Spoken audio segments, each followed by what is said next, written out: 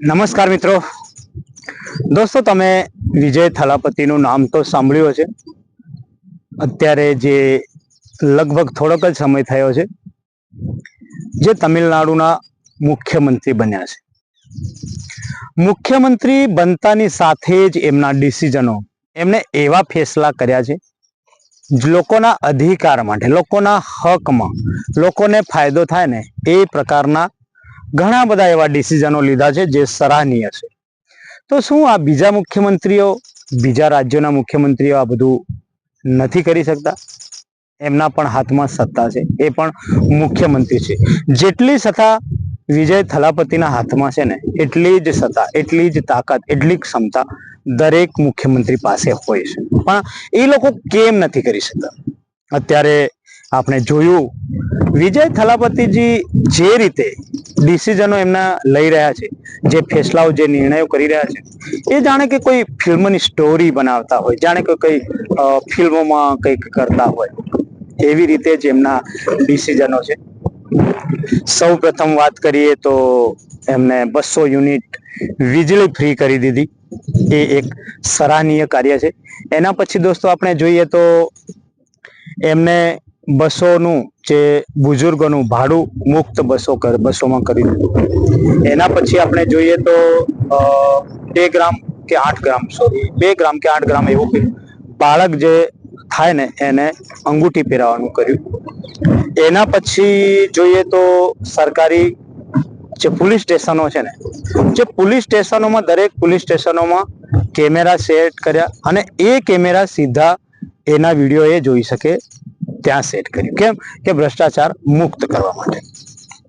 પછી એમને અત્યારે જાહેર કર્યું છે કે જો કોઈ હોસ્પિટલમાં સારવાર દરમિયાન કોઈનું મૃત્યુ થઈ જાય તો પછી એ બિલ વિના એ દર્દીને યા એ મૃત વ્યક્તિને આપી દેવાનું, એના પાસે બિલ ના લેવું, એટલે કે પૈસા ના લેવા, એ પણ જાહેર કર્યું છે।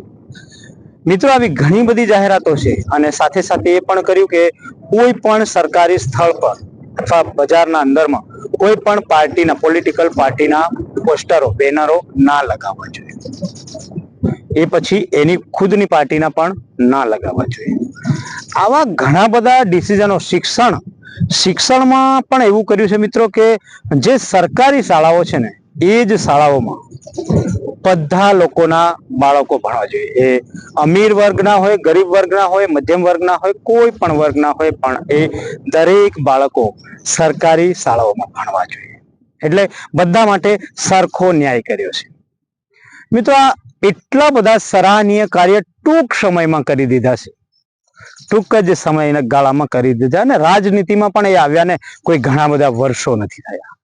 મુખ્યમંત્રી પણ અત્યારે બન્યા છે, એમનું રાજનૈતિક કરિયર પણ ખૂબ નાનું છે।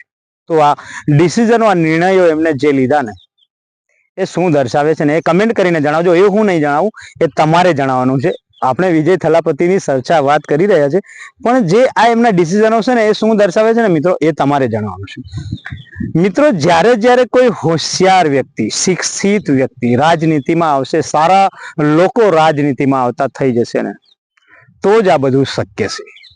આપણે નેગેટિવ સોચ ધરાવતા વ્યક્તિઓ પોલિટિકલ પાર્ટીમાં આવી જાય છે, અભણ વ્યક્તિઓ પોલિટિકલ પાર્ટીઓમાં આવીને પદ પર બેસી જાય છે, જેમને બિલકુલ સમજ નથી પડતી કે રાજનીતિ શું છે, એવા આવીને બેસી જાય છે, તો એમના જ બેંક એકાઉન્ટ ભરે છે, એમનો જ વિકાસ કરે છે। એટલે આ વિડીયો વધુ ને વધુ શેર કરજો, કેમ કે મિત્રો, હું એ જાણવા માંગુ છું કે જો વિજય થલાપતિજી આટલા બધા નિર્ણયો, આટલા બધા ડિસિઝનો લઈ શકતા હોય, એક્શન લઈ શકતા હોય ને એ કાર્ય ચાલુ કરી દેતા હોય, તો શું બીજા મુખ્યમંત્રીઓ પાસે એ સત્તા નથી? બીજા મુખ્યમંત્રીઓ કેમ આવું નથી કરતા? એ કેપેબલ નથી? એમના હાથમાં કઈ નથી? ઘણા બધા અનેક પ્રશ્નો છે। આ પ્રશ્નનો ઉકેલ માત્ર ને માત્ર આપણે નથી કરી શકતા, આ સરકારે વિચારવું પડશે, આ મુખ્યમંત્રીઓએ વિચારવું પડશે। વિજય થલાપતિએ એક એક્ઝામ્પલ સેટ કર્યું છે ને, એ એક્ઝામ્પલને જોઈને પણ બીજા લોકો કામ કરી શકે છે, એટલે કે મુખ્યમંત્રી કામ કરી શકે છે। જો વિજય થલાપતિના હાથમાં જે સત્તા છે, એટલી જ સત્તા દરેક મુખ્યમંત્રીના હાથમાં છે, તો પછી એ લોકો કેમ નથી કરતા?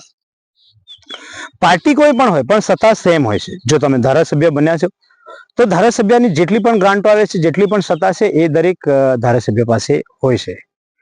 એટલે મુખ્યમંત્રી બન્યા તો એમના પાસે પણ દરેક સત્તા સેમ હોય છે. સરપંચ બન્યા તો એના સત્તા પણ સેમ હોય છે. દોસ્તો, તો તમારું શું કહેવું છે મારા વિડીયો વિશે કમેન્ટ કરીને જરૂરથી જણાવજો. મારી આ સુપરસ્ટાર દેશપ્રેમી ચેનલને લાઇક, શેર, સબસ્ક્રાઇબ કરવાનું ના ભૂલતા દોસ્તો, જેથી અવારનવાર મારી આ સુપરસ્ટાર દેશપ્રેમી ચેનલમાં આવા રાજનીતિ